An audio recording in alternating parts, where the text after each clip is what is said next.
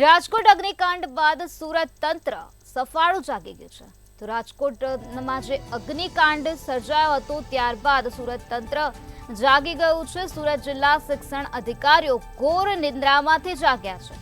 શહેરની તમામ શાળાના આચાર્યોને કડક સૂચના આપી દેવામાં આવી છે। શાળામાં ફાયરના સાધનોની ચકાસણી હાથ ધરવામાં આવી છે। તો રાજકોટમાં જે ગોઝારી દુર્ઘટના સર્જાઈ ત્યારબાદ સુરત તંત્ર પણ જાગી ગયું છે અને સુરત જિલ્લા શિક્ષણ અધિકારીઓ ઘોર નિંદ્રામાંથી જાગ્યા। ત્યારે સુરત શહેરની તમામ શાળાના આચાર્યને કડકમાં કડક સૂચના આપી દેવામાં આવી છે। તો શાળામાં ફાયરના સાધનો છે કે નહીં તેની ચકાસણી કરવામાં આવી છે।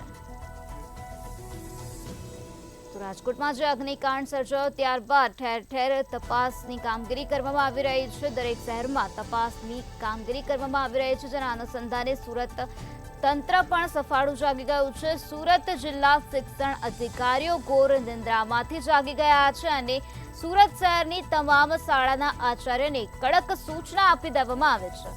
શાળામાં ફાયરના સાધનોની ચકાસણી કરવા માટે સૂચના આપવામાં આવે છે।